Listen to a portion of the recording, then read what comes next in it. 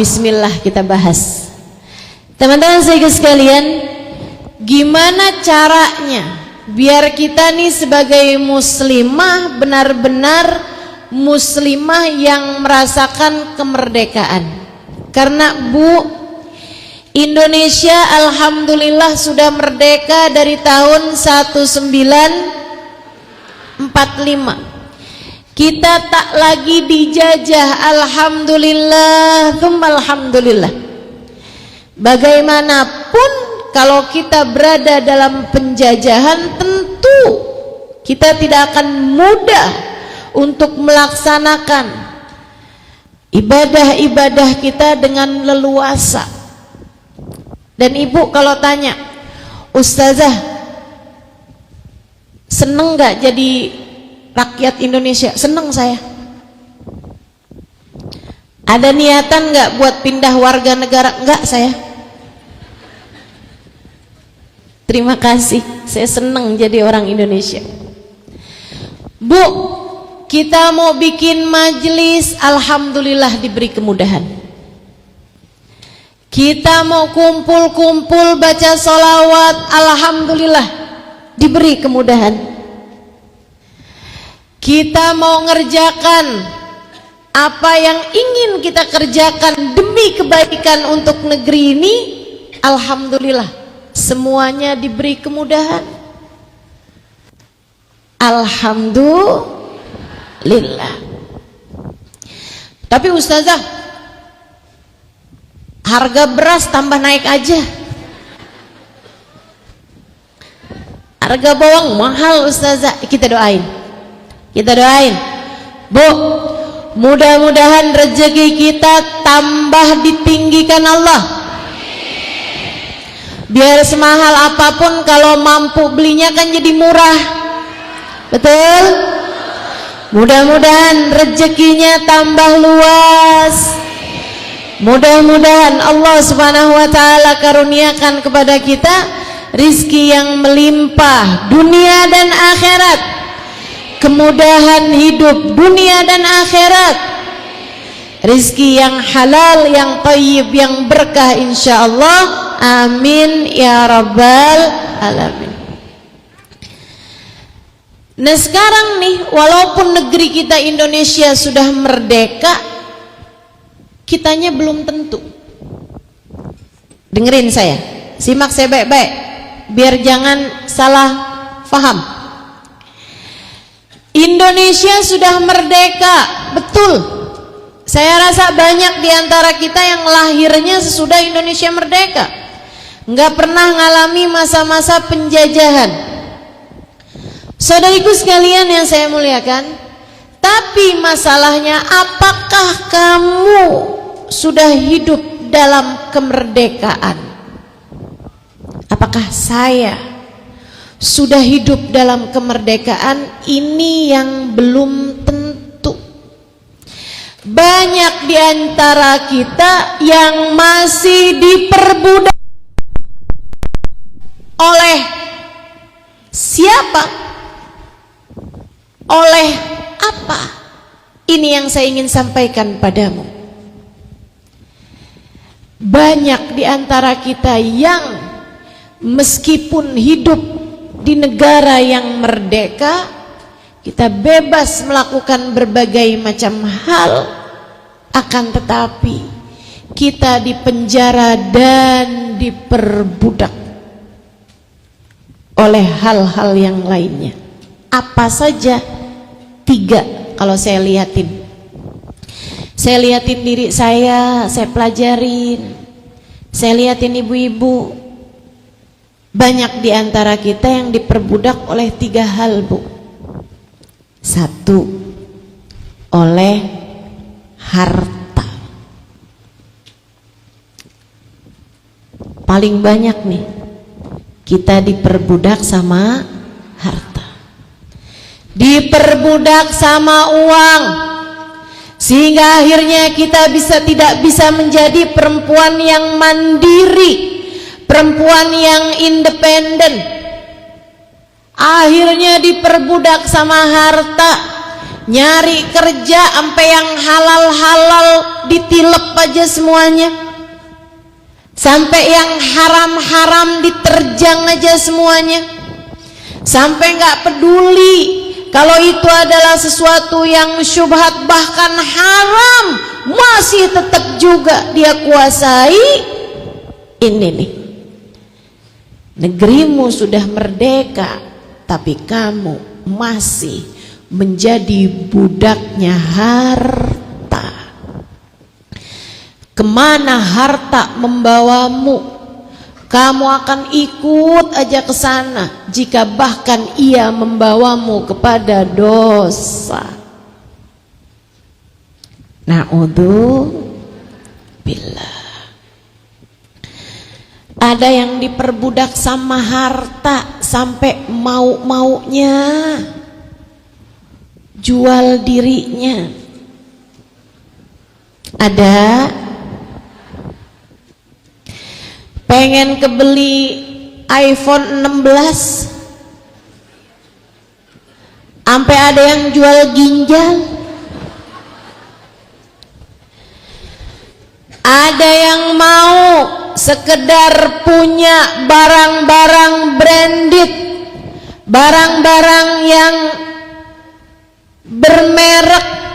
Ibu-ibu sekalian, sampai mau-maunya jadi simpenan. Ada yang begitu? Ada yang begitu? Semoga Allah jaga kita dan seluruh keluarga kita, insya Allah jauh dari hal-hal yang semacam ini. Amin. Ada juga nih, malam-malam suaminya udah tidur samping dia WhatsAppan sama mantan pacar yang ketemuan saat tadi pagi reunian.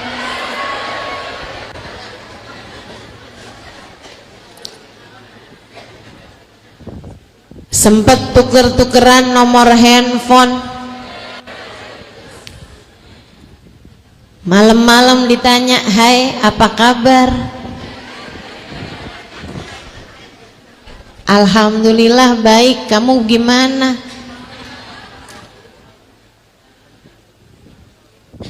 "Saya juga baik." "Udah makan?"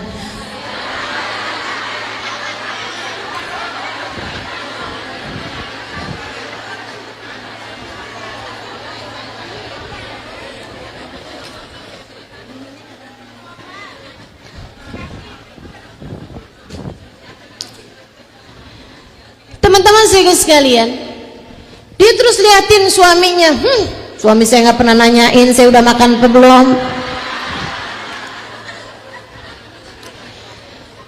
Besok-besoknya keadaan menjadi semakin parah,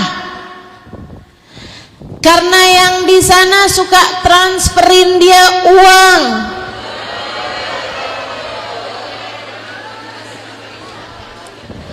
Suka kasih hadiah. Kamu kemudian jadi berselingkuh hati hanya karena suami saya nih ngasihnya kurang aja. Dia nggak pernah ngajakin saya jalan-jalan kayak orang lain. Saya nggak pernah diajakin pergi ke Singapura kayak orang-orang.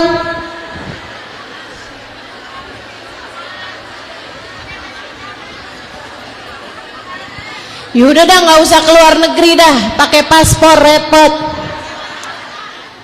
Bali kek, Lombok kek. Jangankan ke sana-sana, timbangan mau pergi ke Indomaret doang batal bolak-balik.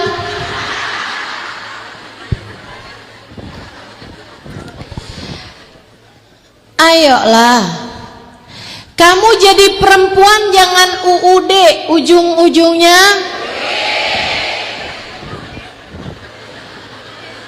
Kemana uang membawamu, kamu akan ikut serta. Kamu lebih mahal daripada itu, Bu. Kamu lebih mahal daripada itu, Kak. Kamu lebih mahal daripada itu, Dek. Jangan sampai bahkan urusan senyum kaitannya sama duit.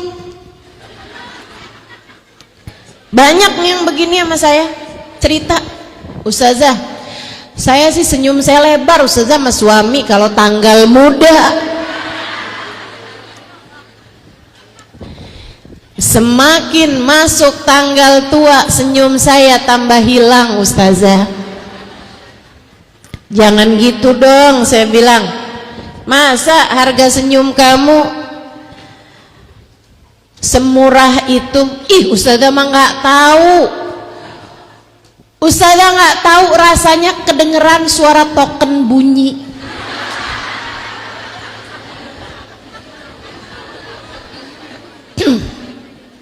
Ayo bismillah, bismillah. Saudaraku sekalian saya muliakan, jangan sampai nilaimu tuh tergantung sama nilai uang. Ini yang Nabi Muhammad SAW sampaikan, teman-teman. Ini yang Nabi Muhammad SAW sampaikan. Katanya Nabi Muhammad, inna likulli ummatin ijl wa ijlu ummati ad-dinar wad dirham. Umat itu, setiap umat punya sesembahan lain selain Allah. Umatnya Nabi Musa menyembah anak sapinya Musa Samiri. Umat yang lain ada yang nyembah macam ya. Ada yang bahkan nyembah manusia, namanya Fir'aun, disembah sama mereka. Likulli ummatin ajl, tiap umat kayaknya punya sesembahan, kata Nabi. Wa ijl ummati, sesembahannya umat saya nih, umat Nabi Muhammad. Enggak, Nabi enggak bilang umatku ini nyembah kuburan. Enggak. Nabi Muhammad justru yang memerintahkan, zurul kubur fa innaha tudzakirukumul akhirah. Berziarahlah kalian ke kuburan, akan mengingatkan kalian kepada akhirat. Nabi tahu umatnya datang ke kubur bukan buat nyembah. Umatnya datang ke kubur untuk berziarah. Berziarah, berdoa di makam hamba-hamba Allah Subhanahu wa taala yang saleh-salehah, sehingga doa kita dengan keberkahan sahibul magam diijabah Allah Subhanahu wa taala. Nabi tahu umatnya nggak akan nyembah pohon, nggak akan nyembah kuburan, nggak akan nyembah batu. Nabi tahu. Terus apa nih yang bakal dijadikan sesembahan oleh umatnya Nabi Muhammad? Nabi bilang, wa ijl ummati ad-dinar wad dirham. Sesembahannya umat saya ini adalah uang. Banyak diantara umat Nabi Muhammad, kemana uang membawanya dia akan ikut serta. Kemana uang membawanya dia bakal ikut aja. Sampai andai uang membawanya kepada korupsi, andai uang membawanya kepada mencuri, andai uang membawanya kepada riba, andai uang membawanya kepada judi, andai uang membawanya kepada zina, dia akan tetap ikut serta. Na'udzubillah min dzalik. Kamu jangan. Kalau udah dalam rumah tanggamu, kamu liatin yang diomongin urusan duit melulu. Tanyakan pada hatimu, jangan-jangan selama ini saya belum jadi hambanya Allah, tapi masih jadi hambanya harta. Jangan-jangan selama ini saya belum serius menyembah Allah, melainkan masih menjadi penyembah harta. Kamu harus nyembah Tuhan, bukan nyembah uang. Kalau kamu masih bilang sama suami ada uang abang sayang, nggak ada uang abang saya tendang, artinya kamu belum jadi hamba Allah Tuhanmu, melainkan kamu masih menjadi hambanya uang. Jangan gitu, jangan gitu. Karena saya kasih tahu, uang ini dari zaman dulu sampai zaman sekarang dan sampai sana-sananya. Kalau kamu jadi penyembahnya, kamu dan dia akan masuk ke dalam penyesalan. Nggak ada enak-enaknya orang yang hidupnya jadi penyembah harta. Yang ada hanyalah kecewa. Saya ceritain nih ceritanya Nabi Allah Isa alaihi salam dengan urusan harta. Pelajaran besar, inget-ingetin cerita ini. Kalau kamu udah mulai hati kamu nih sama urusan duit, sampai malamku tak sanggup tidur, siangku nggak sanggup makan, makan tak tertelan, tidur tak nyenyak ketika melihat saldo minta maaf. Mohon maaf, saldo Anda tidak mencukupi. Wah ustazah, saya udah nggak sanggup ngapa-ngapain ustazah, duit saya udah habis ustazah. Nih saya ceritain cerita ini biar kamu ingat, biar kamu paham letak masalahnya. Dunia ketika kamu diperbudak olehnya. Nabi Musa teman-teman mau mengadakan perjalanan. Ceritanya nih, nyari teman karena perjalanannya perlu berhari-hari. Nabi Musa dadakan mau perginya, jadi nggak bisa nyari teman sesuai dengan pilihannya. Ada orang, mau nggak kamu, saya mau pergi nih sekarang nih, beberapa hari nih, siapa yang mau ikut? Saya dah. Ada salah satu orang beriman Nabi Musa sama Nabi Isa. Oh yaudah, yuk jalan. Sebelum jalan, Nabi Isa ada titipin 3 roti dibungkus roti ini, jadi nggak kelihatan. Kata Nabi Isa, nih ya, tolong pegangin. Baik, Nabi Isa. Jalan, mulai Nabi Isa. Jalan kaki, zaman dulu belum ada motor, belum ada wush, belum ada pesawat, belum ada, jalan kaki. Melewati kampung-kampung, melewati hutan, melewati ngarai, lembah. Udah jalan berjam-jam nih. Perutnya si temennya Nabi Isa nih keruyukan, lapar. Kayak ibu-ibu kalau hadir pengajian belum sarapan. Saya kayaknya mau pingsan. Mungkin nih saya terlalu khusyuk ya. Bukan, kamu belum sarapan. Sehingga sekalian,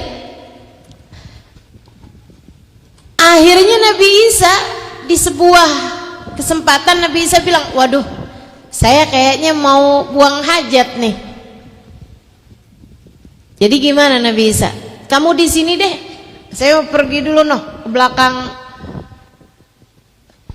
belakang batu sana tuh mengumpet, saya mau buang hajat. Kamu tunggu di sini ya. Iya. Nabi Isa jalan ke sana agak jauhan, nyari tempat yang memungkinkan. Dia kemudian penasaran. Nih, gak amanat. Orang tuh kalau udah isi kepalanya duit melulu, jadinya gini nih. Lihatin. Gak amanah. Selalu suka aja sama apa yang dipunyain orang. Jadi dia pikir nih, apaan sih ini nih yang saya disuruh bawa nih sama Nabi Isa. Dibuka teman-teman, isinya roti 3. Perut dia kan emang udah dikeroyok kan tuh dari tadi tuh. Nah, dia mikir, palingan Nabi Isa nih dikasih orang nih kayaknya. Jadi dia nggak tahu nih kayaknya nih isi rotinya nih. Yaudah dah, dia ambil atu, dia makan. Dia makan tuh satu roti, habis itu dirapiin lagi sama dia. Orang kalau masih jadi budak harta, coba ini ya, ini pelajaran teman-teman sekaligus sekalian, saya sampaikan buat kamu. Mungkin sih kayak yang hianat, nyuri punyanya orang terang-terangan sih enggak. Tapi nih, mungkin kamu juga pernah nih ada dalam situasi ini. Saat kamu lagi ngerogoh saku suami, saat celana panjangnya mau kamu cuci, tahu-tahu 3 lembar nih 300.000 yang merah pula. Bu, jadilah perempuan merdeka, nggak usah jadi budak harta, jadilah budak Allah Subhanahu wa ta'ala semata. Jadilah hamba Allah, jangan jadi hambanya duit. Jadilah hamba Allah, jangan jadi hambanya duit. Sebab kalau kamu masih jadi hambanya duit, nih kayak temennya Nabi Isa nih, begitu dibuka, itu udah salahnya banyak banget tuh. 1, dibuka tanpa izin, betul. Habis itu pas dia lihat isinya roti, dia lagi lapar, dia ambil, dia makan. Haram apa halal? Haram. Kok bisa kamu makan yang bukan hakmu? Kok bisa kamu kuasai yang tidak halal bagimu? Kalau bukan punya kamu, jangan berani-berani. Tapi ini kan punya saudara saya sendiri. Saudara kamu emang kamu. Selagi dia orang lain, maka jangan berani-berani. Insya. Ini kan punya suami saya sendiri, Ustazah. Tapi kan suami kamu bukan kamu. Kan katanya Ustazah, dalam harta suami terdapat hak istri. Yaitu kan kalau yang dia kasih sama kamu. Katanya walaupun dia nggak kasih, Ustazah, kalau suaminya tidak memberikan hak pada istrinya, tidak memberikan nafkah kepada istrinya, itu pun hanya boleh mengambil dengan sepengetahuan dia yang sesuai dengan keperluan aja, yang sesuai dengan kebutuhan aja. Tapi sisanya nggak boleh, teman-teman, nggak boleh. Dia pun makan. Habis selesai makan tuh, dia tutup lagi, dirapiin lagi sama dia. Keluar nih, Nabi Isa selesai, dia udah rapi tuh, udah bersihin mulutnya, udah jalan deh Nabi Isa sama dia. Kayak jam-jam 9, jam-jam 10 Nabi Isa bilang, wah saya lapar nih. Yuk kita duduk. Sini, bungkusan tadi dibuka sama Nabi Isa. Sisa 2.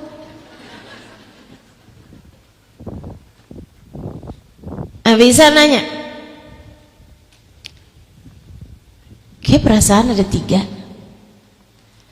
Dia bilang, perasaan kamu aja kali Nabi Isa. Oke. Nabi Isa ambil 1 buat beliau makan. Nabi Isa kasih temennya 1, makan, habis tuh.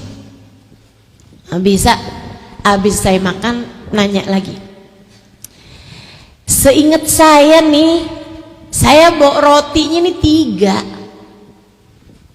3. Kamu tahu nggak roti saya yang 1? Itu ingatanmu aja kali Nabi Isa. Kadang-kadang nih kita manusia suka lupa, seolah-olah ada aja emang budak harta. Kata Nabi Isa, oh iya kali ya, yuk jalan. Jalan Nabi Isa. Saudaraku sekalian, di tengah jalan Nabi Isa lihat ada tulang ayam. Ada ayam udah mati, jalan nih. Ama Nabi Isa, tuh ayam tulangnya dipegang. Ya Abdullah, gum biidznillah. Wahai hamba Allah, bangunlah dengan izin Allah. Ayam atau binatang lain lah gitu ya, anggaplah kucing gitu. Nabi Isa dapetin ada binatang.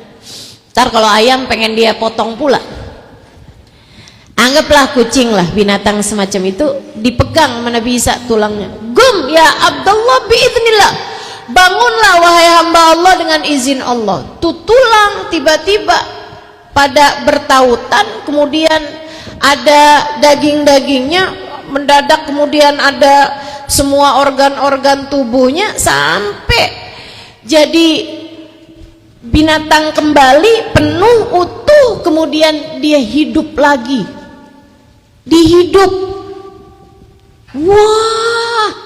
Wah Nabi Isa, kamu memang nabi luar biasa. Kamu nih emang Nabi Isa ya, nggak ada nabi sehebat diri kamu nih. Binatang lo udah mati, udah tinggal tulang bisa kamu hidupin lagi. Wih Nabi Isa, kamu emang luar biasa, nabi paling tinggi nilainya di sisi Allah. Tuh, saya juga suka dapetin itu. Orang tuh Bu, kalau masih jadi budaknya harta, suka jilat, suka muji-muji berlebihan. Kamu kalau dipuji-puji berlebihan jangan kegeeran. Dan juga kamu jangan suka kayak begitu. Muji boleh, tapi jangan suka menjilat. Kamu bukan yang suka jilat. Siapa?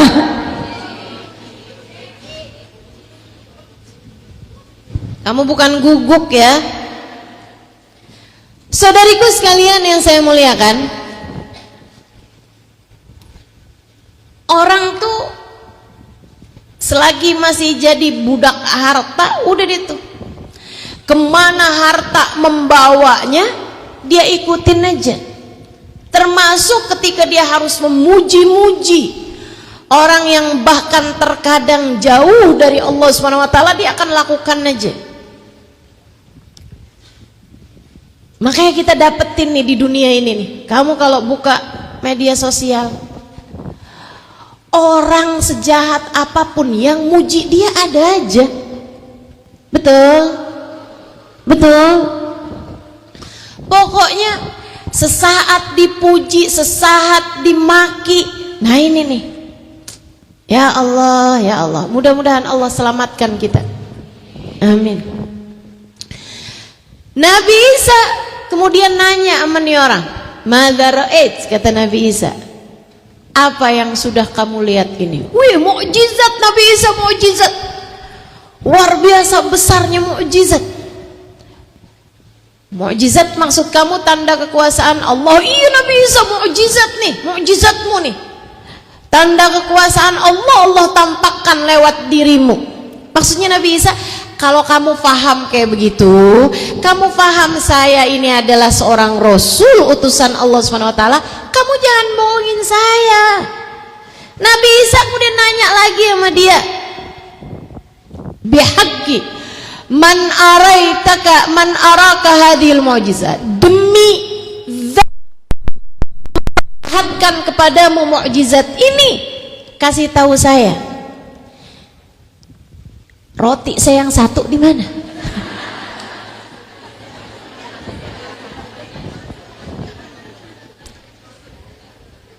Ustazah, Nabi Isa ternyata komedi juga ya. Dia bilang, Nabi Isa, kita berteman ini kan perlu kepercayaan. Masa sih kita udah melalui perjalanan ini cukup jauh, kamu belum percaya juga nih sama teman kamu ini? Budak harta pandai meyakinkan. Ya Allah, ya. Ya udah kalau gitu bohong, tapi pinter banget meyakinkan. Semoga kita nggak jadi budak harta nih, jadi budaknya Allah aja, amin. Sehingga selalu berkata jujur dalam segala keadaan, amin. Jadi budaknya Allah aja, sehingga nggak pernah takut untuk berbicara jujur walaupun itu pahit sekalipun. Jadi budak Allah aja, sehingga tidak pernah menjadikan kebohongan apalagi sebagai sebuah kebiasaan. Jangan suka bohong. Kamu hamba Allah, kamu hamba Allah. Jalan nih Nabi Isa sama si budak harta, Bu, lewatin sungai. Ada sungai nih di depannya nih. Nabi Isa bilang, nih saya mau ke sana nih, padahal arah perjalanan kita ke sana. Nabi Isa liatin, kagak ada yang bawa menyeberang gitu. Sekitar tengok kanan tengok kiri, nggak ada yang biasa iniin penyeberangan gitu. Kata Nabi Isa, sini deh kamu. Gimana nih Nabi Isa? Jadi kita mau ke sana nih, terus nggak ada yang nyeberangin kita, ya udah kamu sini deh, pegangan ya, pegangan. Iya Nabi Isa, pegangan yang benar, jangan lepasin. Iya Nabi Isa, iya. Bismillahirrahmanirrahim. Jalan Nabi Isa, kemudian lewatin sungai, nyebrangin sungai. Dengan mukjizatnya Nabi Isa jalan di atas sungai, selamat sampai ke ujung, kena basahannya pun enggak. Begitu nyampe ke sana, Nabi Isa bilang, dah lepasin pegangannya. Iya Nabi Isa. Madza ra'ait, kata Nabi Isa, apa yang udah kamu lihat barusan? Mukjizat Nabi Isa, mukjizat keren. Nabi Isa, kamu memang bener-bener nabi paling keren dah. Nggak ada nabi kayak kamu nih Nabi Isa, luar biasa kamu Nabi Isa. Emang nggak salah dah saya dah. Jadi umatmu nih Nabi Isa, nggak salah. Barangkali dalam pikiran Nabi Isa, kamu nggak salah jadi umat saya yang salah punya umat kayak kamu. Ini jangan sampai seperti itu kira-kiranya kita Nabi Muhammad, teman-teman. Saya suka sedih, apalagi nih mau deket-deket bulan Maulid, saya suka sedih sama diri saya sendiri. Ya Allah, saya seneng banget jadi umatnya Nabi Muhammad.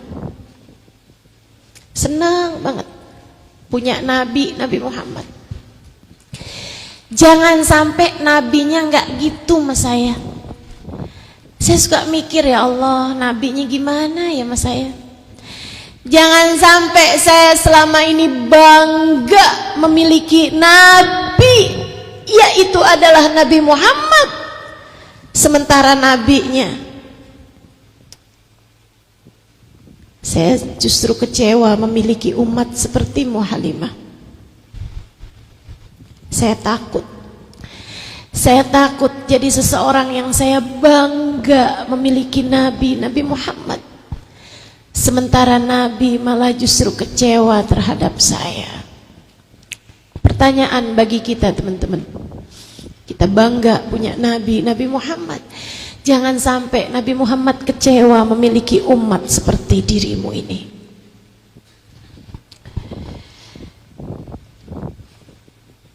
Nabi Isa kemudian balik nanya lagi.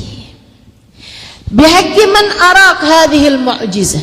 Demi Allah yang telah memperlihatkan kepadamu mukjizat ini.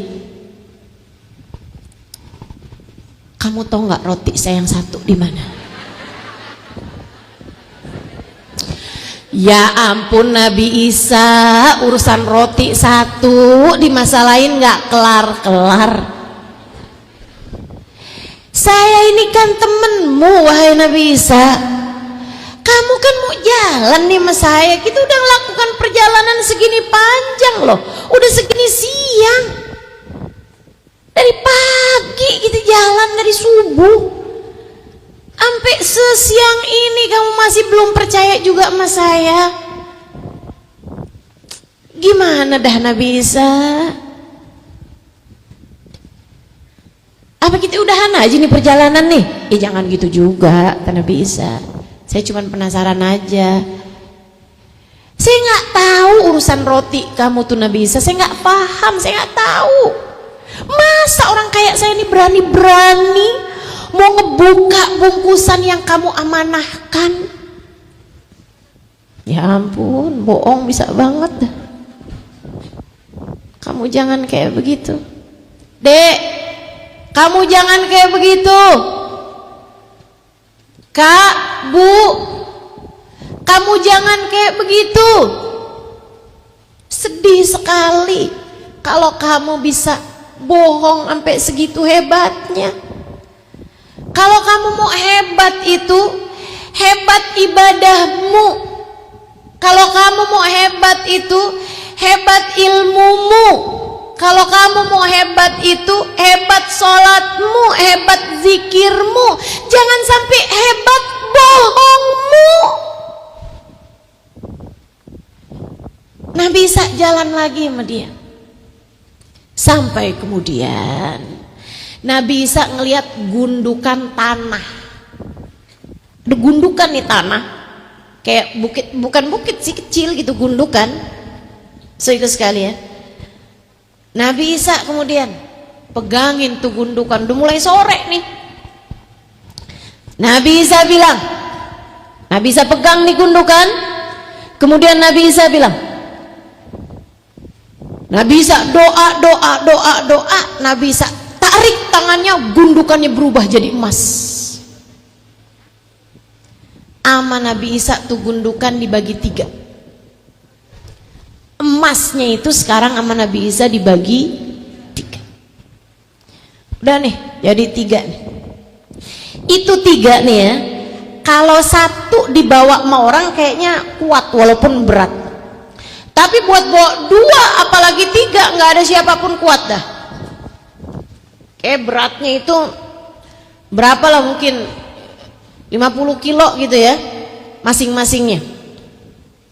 50 kilo kali 3 emas berapa itu? 150 kilo. Nabi Isa ngelihat mata dia nih langsung kuning. Kan emas kuning. Kalau saya bilang hijau kan rada nggak pas.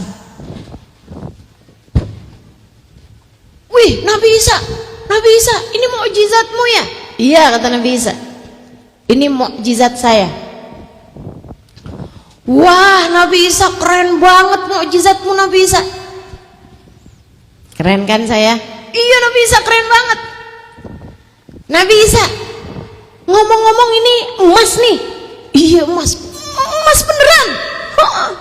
Sampai tergagap-gagap tuh orang. Kalau udah urusannya sama harta, ya Allah, ya Allah. Nabi Isa terus bilang, kamu tahu ini punya siapa? Punya siapa Nabi Isa? Punya saya.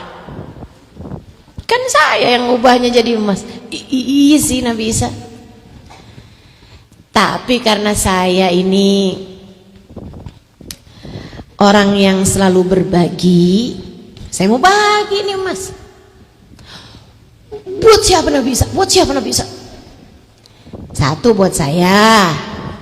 Kan saya yang ngubah dia jadi emas. Terus satu buat kamu.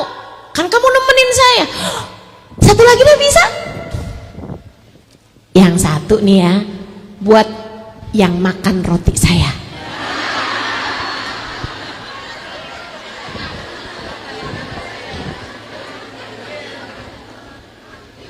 Ya Allah bu, budak harta nih, liatin nih, abis ngejilat Nabi Isa, abis bohongin Nabi Isa, abis muji-muji Nabi Isa. Waduh, udah segala macem hal. Pokoknya ujung-ujungnya nyelamatin diri aja gitu. Urusannya nyelamatin diri aja. Nah sekarang di hadapan harta yang jauh lebih besar daripada sekedar sepotong roti, dia kemudian menundukkan kepalanya. Dia bilang, Nabi Isa, bukankah Allah itu maha pemaaf?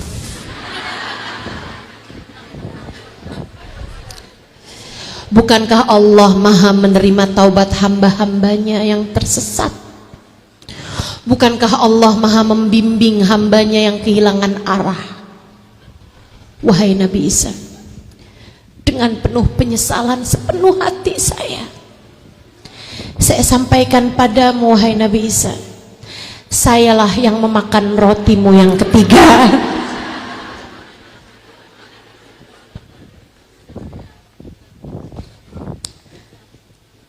Jadi kamu, baiklah kalau gitu, kata Nabi Isa. Nabi Isa berdiri, kemudian Nabi Isa bilang, nih semua tiga-tiganya buat kamu, tapi kamu nggak boleh ikutan saya lagi. Bu, ditinggal guru,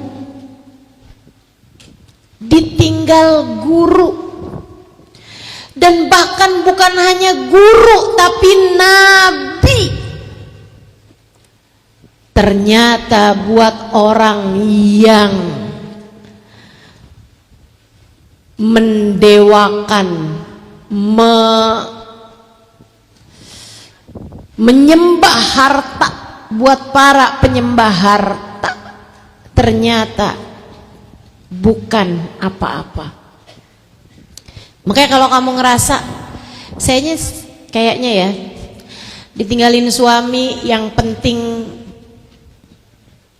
dia bisa ngasih saya harta, nggak apa-apa kayaknya. Ditinggalin anak yang penting transferannya lancar, kayak nggak apa-apa dah. Ditinggalin guru, kalau gurunya itu nggak bawa dia kepada harta gitu, kayak nggak apa-apa dah. Ditinggalin siapapun kayak nggak apa-apa, yang penting saya hidupnya baik-baik aja gitu, yang penting harta saya ada. Hati-hati, hati-hati, karena sebenarnya semuanya punya nilai lebih seharusnya di hatimu daripada sekedar harta. Jangan yang penuh dalam hatimu itu urusan harta. Jangan mau kamu jadi budak harta. Jangan mau kamu jadi penyembah harta. Jangan mau kamu dijajah sama urusan harta. Sebab kamu hamba Allah dan seharusnya kamu merdeka. Muslimah independen, muslimah mandiri adalah muslimah yang tidak diperbudak oleh. Jangan jadi salah satu di antara orang-orang yang belum merdeka, masih diperbudak harta. Dia bilang, semoga Allah kasih kamu temen ya Nabi Isa. Nabi Isa tinggalin aja tuh. Dia berbinar-binar matanya nih ngelihat harta nih. Tapi masalahnya dia kemudian bingung, nih bawanya gimana ya? Nggak mungkin dia mau bawa tiga-tiganya. Kalau misalnya dibawa aja gitu satu, gitu kan? Dia juga nggak mau. Karena orang tuh kalau udah urusan harta kayak begitu tuh, sayang. Sayang. Teman-teman saudariku sekalian, sayang. Dia udah kebayang aja tuh, saya mau ngelamar anak orang, saya mau beli ini, saya mau beli itu, saya mau, udah kebayang-bayang tuh udah. Liatin nih orang yang kemarin nolak lamaran saya nih, buat anak gadisnya bakalan diterima dah. Kalau saya bawa harta segini banyaknya, saya bakal begini, saya udah rencana aja tuh. Ibu-ibu aja tuh kan kayak begitu tuh. Kadang-kadang kita bu nih baru ngayal urusan harta aja pelit, baru ngayal doang nih pelit. Bu, ibu kalau punya duit 1 miliar, terus saya bilang sama ibu, bu, saya mau bikin ngadain maulid nih, sumbang ya 100 juta. Banyak amat ustazah. Timbangan ngayal doang, ngayal. Duit 1 miliarnya juga belum kamu punya. Oh, dia berat bener ngebayanginnya. Astagfirullah. Betul bu? Ya Allah. Bismillah. Akhirnya bu, tinggalin. Dia mau bawain harta tiga-tiganya nggak kuat. Dia mau bawa satu aja disayang-sayang tuh harta yang lainnya gitu. Sementara tempat dia tinggal dia kan jauh bener tuh. Udah melakukan perjalanan dari subuh, dari sebelum subuh sampai ke siang hari, udah jelang sore ini kan. Lagi dia bingung kayak begitu nih, perut dia mulai keruyukan, lapar bener. Ada 2 orang preman datang. Wah, ini apa nih? Emas ya? Wah, ini emas ya? Langsung seret. Pada buka pedang, disamperin ke dia nih. Ini emas kan? Iya ini emas. Punya kamu nih? Iya itu punya saya. Gitu bunuh aja gitu kan, ibarat katanya. Tenang friend, tenang bro, tenang. Ini kan 3 nih kan kita bertiga. Udah kita bagi satu-satu deh. Cincai, udah. Tenang. Udah nih emang 3 kan. Kita bagi bertiga, apa susahnya? Saya dari tadi nih mikir nih, mau saya bawa nih susah. Jadi kita diskusi lah, kita rapat dulu nih. Ini 3 nih kan, sama rata. Kita bagi bertiga. Iya juga ya. Yaudah deh, ayo deh kita rapatin nih gimana nih cara bawanya nih. Ini di deket sini ada kampung paling deket nih. Nanti kita ini aja nih, kita usahakan pengangkutannya. Oh iya, kalau gitu cuma masalahnya lapar nih saya, katanya si temennya Nabi Isa, teman yang berkhianat ini ya. Mudah-mudahan Allah jauhkan kita dari teman-teman yang berkhianat. Amin. Dia bilang, masalahnya nih saya lapar. Gimana kalau seseorang diantara kita bertiga nih beliin makanan dulu? Satu diantara mereka bangun, oh saya paling kenal daerah sini nih, saya aja dah berdiri, saya pergi dulu dah, beliin kita bertiga makanan. Oh ya udah, oke kalau gitu. Jadi yang satu jalan. Bu, yang 2 orang nih yang ditinggal nih, salah satunya temannya Nabi Isa. Dia diskusi, berdua nih berdiskusi. Ini enak ya kalau 3 ini dibagi kita berdua aja. Urusan harta tuh pengkhianatnya banyak. Urusan harta malingnya banyak.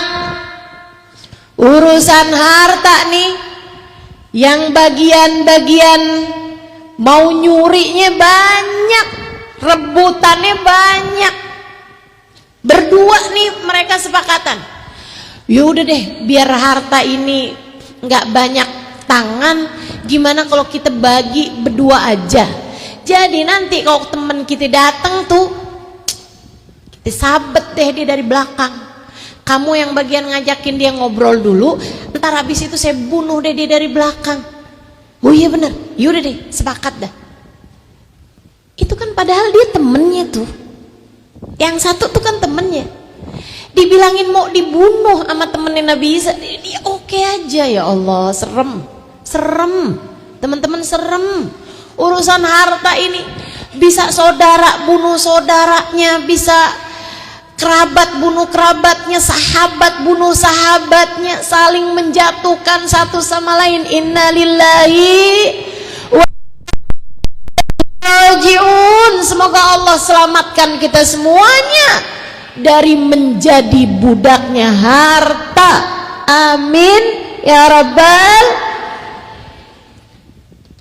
Yang satu tuh dia mikirin gimana caranya biar tuh harta 3 jadi punya saya semua. Akhirnya dia janjian sama orang kampung. Dia bilang, "Tar besok ya kamu kumpulin sama dia beberapa orang. Besok saya kesini janjian sama kalian bertiga, sama semuanya nih. Kalian saya pekerjakan untuk satu kerjaan." "Oh iya siap. Saya punya harta nih banyak nih. Ntar kamu saya bagi deh ongkosnya. Besok saya kesini lagi. Kita akan janjian." "Oke siap." Orang kampungnya nih. Dia kemudian beli makanan. Saya nggak tahu tuh di restoran apa kali ya, gitu.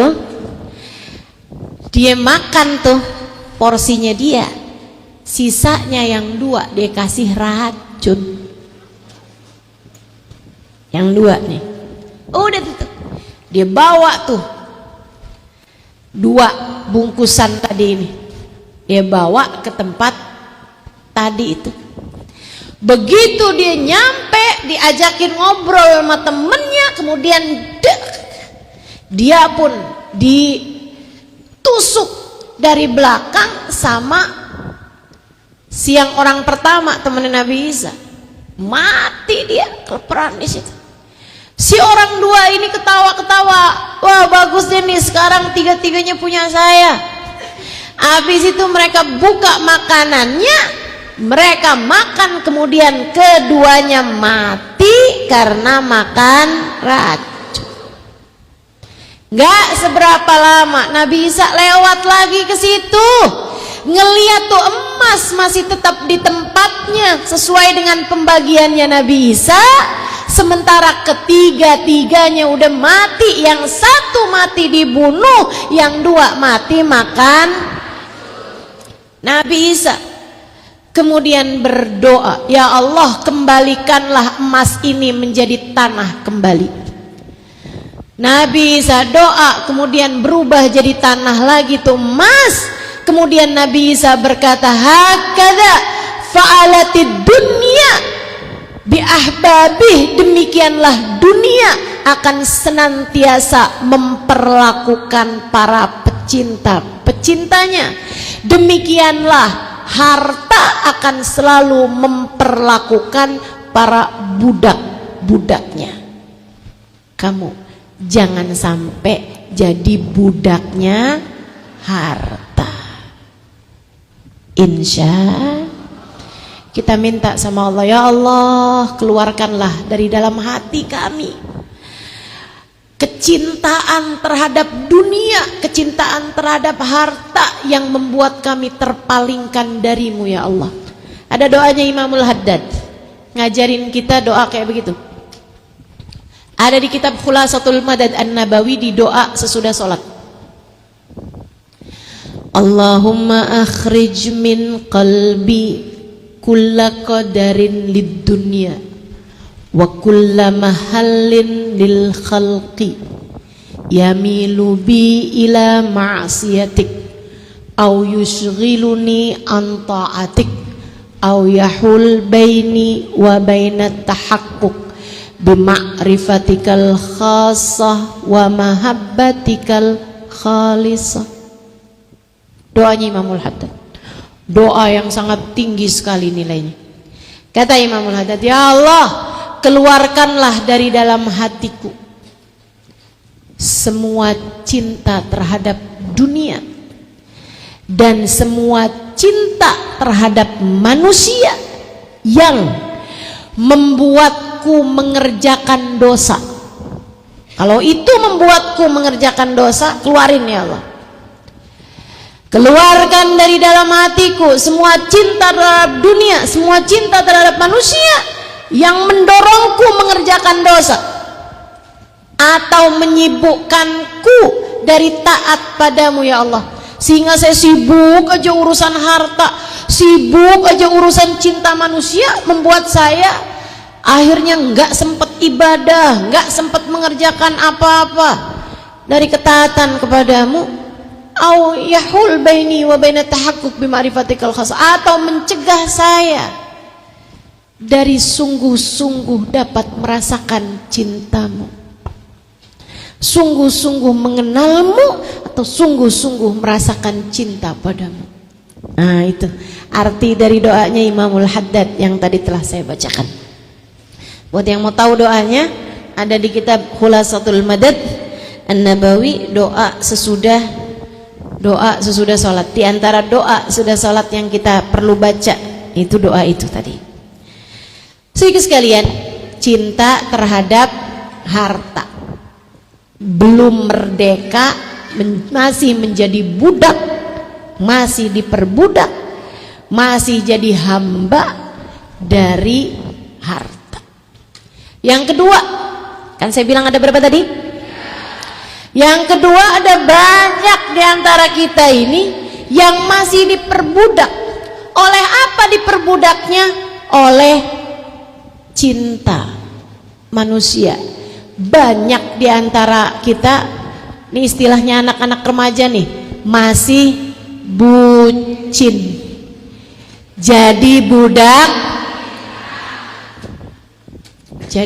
cinta. Nggak boleh Ustazah jadi bucin. Tak boleh, kecuali kalau kamu cintanya kepada Allah dan Rasulnya. Tapi selagi kamu masih bucinnya terhadap manusia, selagi kamu bucinnya sama siapapun dari manusia, nggak benar. Kamu belum menjadi manusia yang seutuhnya merdeka, masih akan diperbudak oleh cintamu terhadap manusia. Ustazah, tapi ini cinta yang halal. Maksud kamu, saya cinta banget sama suami saya Ustazah. Jangan, kamu nanti nggak merdeka. Kamu nanti nggak merdeka. Cintamu kalau berlebihan kepada suamimu, atau cintamu kalau kamu menjadi budak cinta suamimu, nanti cintamu akan bawa kepada hal-hal yang nggak benar. Laki-laki juga begitu. Laki-laki lagi banyak nih yang jadi budak cinta. Banyak juga yang akhirnya cintanya kepada yang tidak halal. Punya istri di rumah yang halal, masih menjadi budak cinta perempuan yang tidak halal. Semoga Allah merdekakan kita semuanya dari cinta yang tidak halal. Amin ya rabbal. Biar jangan ada siapapun di antara kita yang jadi budaknya cinta. Amin. Cinta sama suami, akhirnya kecewa ketika hati suami ternyata berpaling dari dia. Akhirnya kekecewaan di dalam hatinya melihat cinta saya dikhianati. Ini nih, ada kata-kata cinta saya dikhianati, itu adalah karena kamu selama ini menjadi budaknya cinta. Bu, kalau aja cintamu kepada suamimu didasari cintamu kepada Allah Subhanahu wa ta'ala, maka kamu tahu cinta karena Allah tak akan pernah dikhianati. Allah yang akan membalas cintamu itu. Cinta kepada Allah, cinta kepada Rasulullah tak akan pernah dihianati, bahkan tak akan pernah tak berbalas.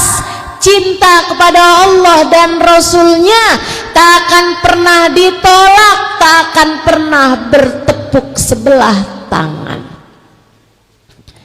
Cinta, andai kamu cintanya kepada suamimu karena Allah, kamu bakal tahu cintamu tak akan pernah dikhianati oleh Allah, sebab Allah akan selalu membalas para pecintanya.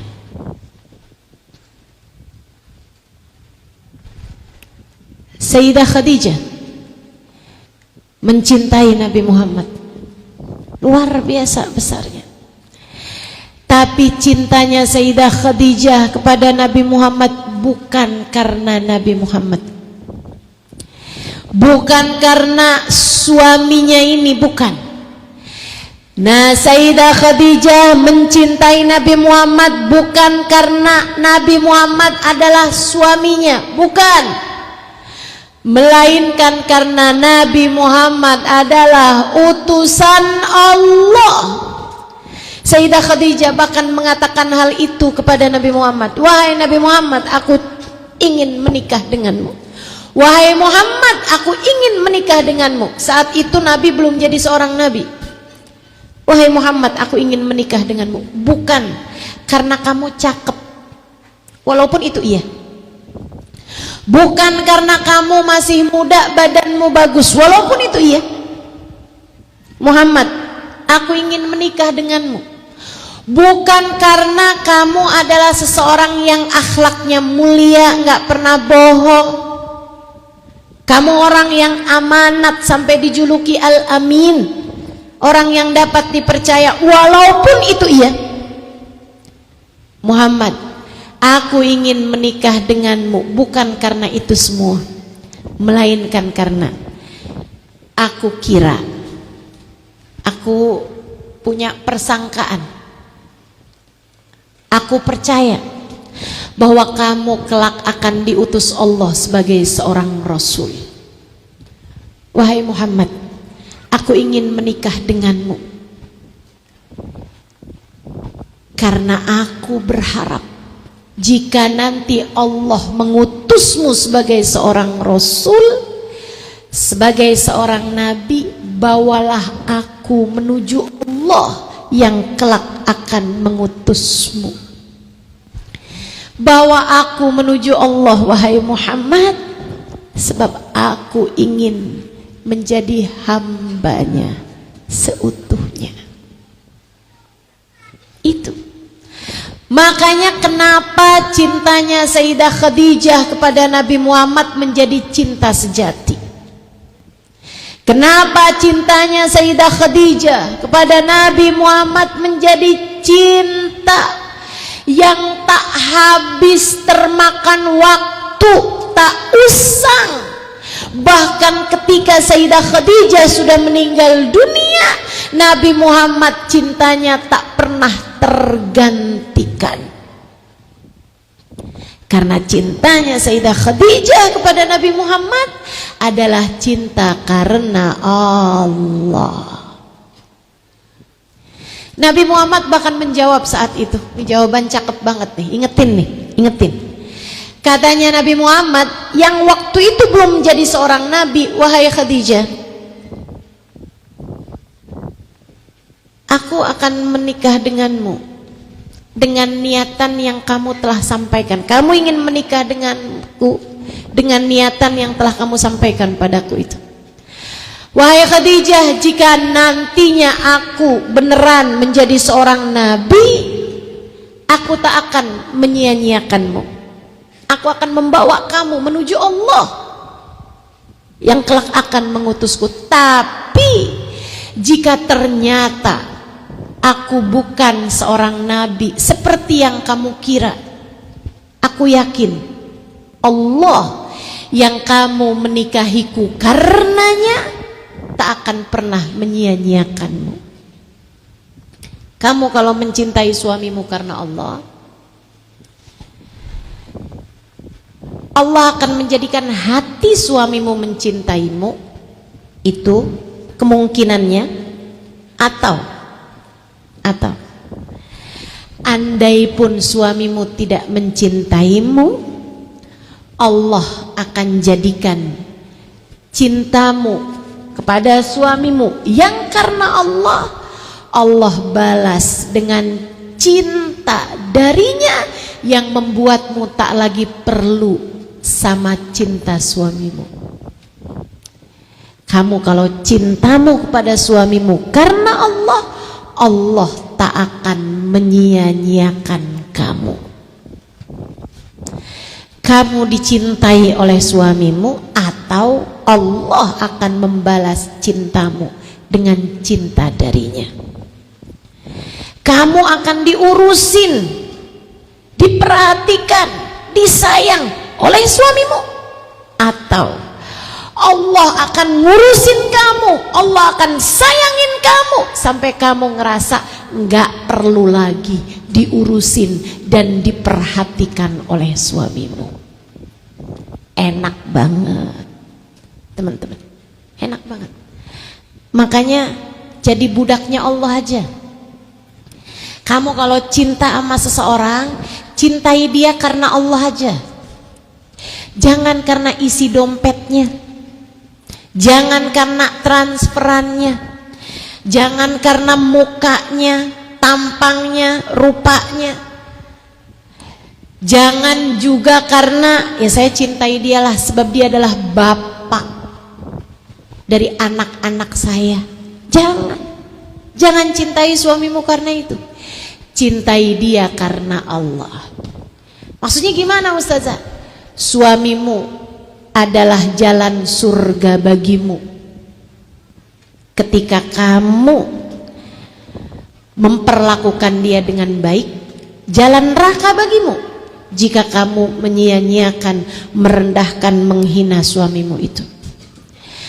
Tapi suami saya nggak baik Ustazah. Bu Ustazah, suami saya bukan imam yang baik, bagaimana mungkin dia bisa bawa saya ke surga? Siapa bilang dia bawa kamu ke surga? Dia jalan surga, belum tentu dia masuk surga. Dia jalan surgamu, belum tentu dianya masuk surga. Bu, Asia istrinya Fir'aun, suaminya orang paling neraka, tapi dia karena dia benar menghadapi suaminya, karena dia manis menghadapi suaminya, Allah kemudian memasukkan dia ke dalam surga. Suaminya masuk surga? Enggak. Suaminya masuk neraka. Fir'aun kok ngaku jadi Tuhan. Suamimu jalan surgamu. Jika andai dia tidak masuk surga sekalipun, dengan kamu selalu hormat padanya, memperlakukan dia dengan bagus, memperlakukan dia dengan manis, insya Allah. Ada yang masuk surga karena rasa syukur kepada suaminya, ada yang masuk surga karena sabar ngadepin suaminya. Kamu harus pilih salah satunya. Kan gitu? Kalau suami kamu baik, manis, kamu bisa masuk surga Allah dengan perlakuanmu yang baik pada suamimu dan rasa syukurmu terhadap suamimu. Kalau suami kamu galak, suami kamu pelit, suami kamu, kamu bisa masuk surga Allah Subhanahu wa ta'ala juga karena kesabaran kamu menghadapi suamimu. Insya. Jadi suami dicintai apa enggak nih? Bukan karena dia, tapi karena. Jangan jadi budak cinta suamimu, melainkan jadilah budak cintanya. Budak cintanya. Sepakat sampai sini? Kamu harus cintai anak-anakmu. Betul, kamu harus cintai anak-anakmu. Bu, kamu harus cintai anak-anakmu. Jangan sampai kamu jadi perempuan yang gak cinta sama anak-anakmu. Jangan sampai. Kok ada ibu kerjanya suka mukulin anak, suka jewer anak. Astagfirullah, astagfirullah. Jangan, kamu harus cintai anak-anakmu. Cintai anak-anakmu, tapi bukan karena anak saya cantik, anak saya lucu, anak saya pinter. Bukan. Bukan juga karena ya ini kan anak saya. Anak saya. Kalau dia pinter, kalau dia bagus, kalau dia manis, anak saya. Nama saya jadi bagus kalau anak saya begini, anak saya begitu. Bukan. Bukan. Atau bukan juga. Saya harus cintai anak saya sebab dia adalah investasi masa depan saya. Bukan. Bukan. Berarti kamu mencintai anakmu karena dunia. Bukan. Bukan begitu caranya. Saya harus cintai anak saya di masa kecilnya nih, biar dia menyayangi saya di masa besar saya. Bukan, bukan begitu caramu, bukan. Salah, kamu mikirnya salah. Salah. Bu, kamu sama anakmu bahkan belum tahu siapa yang usianya lebih tua.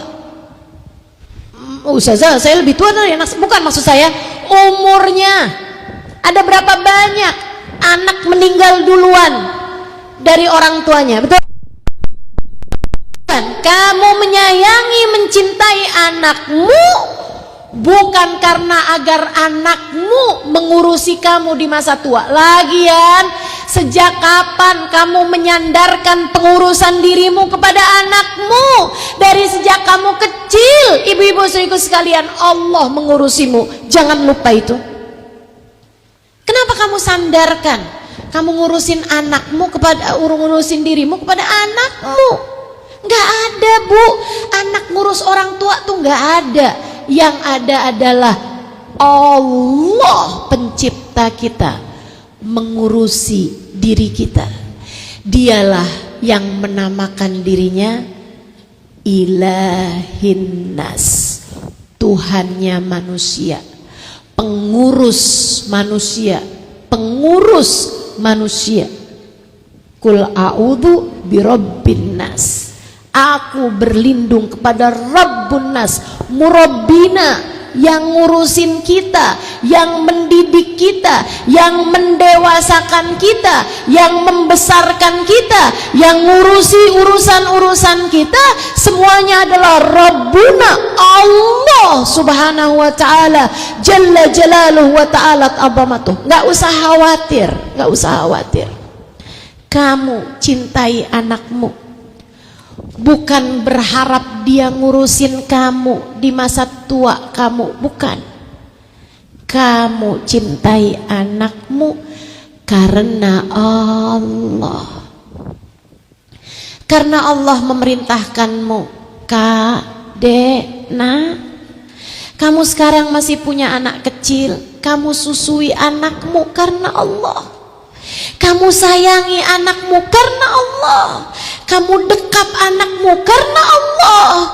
Kamu suapi anakmu karena Allah. Kamu begadang saat anakmu lagi sakit karena Allah. Allah memerintahkan itu semua kepadamu, maka laksanakanlah itu semua karena Allah. Karena Allah. Kamu ciumi anakmu karena Allah. Kamu dekap, kamu peluk, kamu sayang karena Allah. Kamu genggam tangannya karena Allah.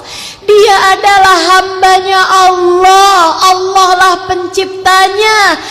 Anakmu miliknya Allah. Anakmu miliknya Allah. Kamu perlakukan ia dengan kasih sayang karena Allah. Bu, kamu kalau lihat anakmu mulai berteman, terus ada temennya yang sayang sama anak kamu, ada temennya yang sayang sama anak kamu. Kamu sayang gak sama temen yang sayang sama anak kamu? Sayang. Allah kayak gitu. Saya kasih tahu, Allah kayak gitu. Allah kalau lihat kamu pelukin anak kamu dengan penuh kasih sayang, Allah bakal sayang sama kamu. Allah kalau lihat kamu susuin anak kamu dengan penuh kasih sayang, kamu pandangin wajahnya dengan penuh cinta, Allah bakal sayang sama kamu.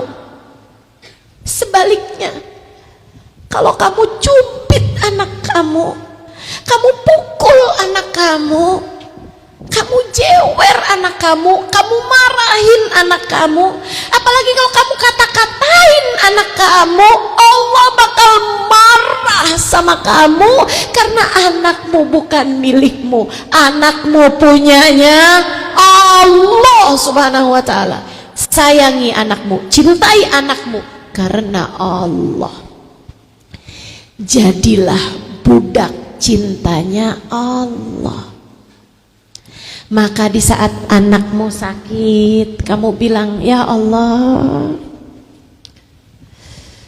ya Allah, kalau dia lapar saya bisa kasih makan, ya Allah. Tapi kalau dia sakit kayak begini, hanya Engkau yang bisa menyembuhkan. Sebab anakku milikmu ya Allah. Ya Allah, sembuhkan dia dengan kesembuhan darimu. Sayangi anakmu, cintai anakmu. Itu akan jadi obat paling mujarab buat anak-anakmu.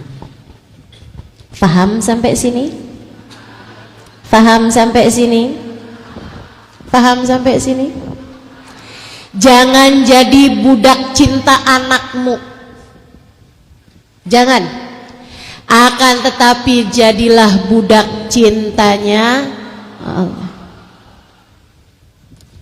Saudaraku sekalian, yang terakhir, tadi jangan jadi budak harta. Yang kedua, jangan jadi budak cinta. Ini apalagi cinta yang haram ya. Nauzubillah, nauzubillah. Minta sama Allah buat dihilangkan. Kalau ada adik-adik di sini nih, Ustazah saya gimana dong? Hati saya nih Ustazah terpenjara dengan mencintai seseorang yang tidak halal bagi saya. Saya terjebak cinta Ustazah dengan cinta yang tidak halal bagi saya. Ujian bagimu, minta sama Allah buat dihilangkan. Minta sama Allah buat dihilangkan. Ustazah kalau haram kenapa cinta ini begitu kuat dalam hati saya? Ya itu ujian. Itu ujian. Teman-teman minta sama Allah sambil usaha, dengan sepenuh usaha, sehingga Allah Subhanahu wa taala menghilangkan rasa tersebut dari dalam hatimu. Saudaraku sekalian yang saya muliakan, jangan jadikan cinta alasanmu mengerjakan dosa. Itu pesan saya kepadamu, terutama adik-adik. Jangan karena kamu merasa bahwa ini adalah cinta, kamu kemudian menghalalkan segala cara. Akhirnya kemudian segala dosa kamu labrak hanya karena kamu mengatasnamakan cinta. Gak ada dek, dosa tetap dosa. Dosa tetap dosa, walaupun karena cinta. Gak ada ceritanya. Dosa mah dosa aja. Baik. Yang terakhir, jangan jadi budaknya rasa. Hati-hati nih. Kamu lagi marah, kemudian kamu melakukan perbuatan-perbuatan dosa. Kamu jadi budaknya rasa marahmu itu. Malam-malam nih, kamu tidur, kemudian alarm kamu berbunyi jam 4 pagi. Ada waktu 44 menit buat kamu bangun, wudhu, tahajud, beberapa rakaat doa istighfar. Tapi kemudian ngantuk banget, kamu jadi budaknya rasa. Rasa apa? Rasa ngantuk. Jangan. Duduk di sini nih, duduk di sini nih. Liatin jam. Ustazah sampai kapan dah? berdiri aja apa ya? Saya lapar. Saya mau pergi ke rumah makan. Saya mau pergi ke warung. Saya mau makan bakso nih, enak nih kayaknya bakso. WhatsApp sama temennya. Ini kayaknya ustazah belum kelar-kelar nih, kita bangun aja gimana nih? Temennya nyaut, oke. Kamu jadi budak rasa. Rasa apa? Rasa lapar. Kamu tadi tuh jangan bucin, kamu juga jangan baper. Istilahnya anak sekarang. Apa tuh baper? Bawa perasaan. Jangan mau kalah sama perasaan kamu, Kak. Jangan sampai kalah sama perasaan kamu, Dek. Jangan sampai kalah sama perasaan kamu, Bu. Kita sudah merdeka. Jadikanlah perasaanmu ikut sama ajaran Allah, ikut sama ajaran yang sudah diajarkan oleh Nabi Muhammad. Jangan sampai kamu kalah merasa males. Jangan sampai kamu masih kalah sama emosi. Jangan sampai kamu masih kalah sama apalagi nih, bosen. Saya nggak mau sholat duhur. Kenapa? Bosen. Kemarin udah duhur, saya bosen sholat mulu. Jangan kalah sama apapun. Jangan kalah juga sama rasa pelit.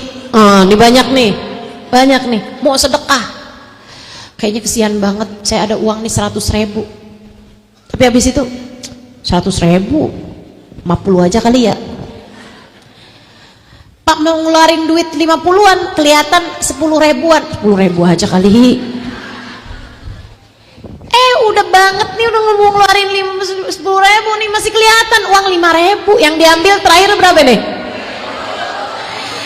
Kamu kalah, kamu belum merdeka sama rasa pelit. Ternyata kita belum segitu merdekanya ya. Ya Allah, ya bismillah, kita kalahkan semua rasa. Kita jadi hamba Allah Ta'ala aja.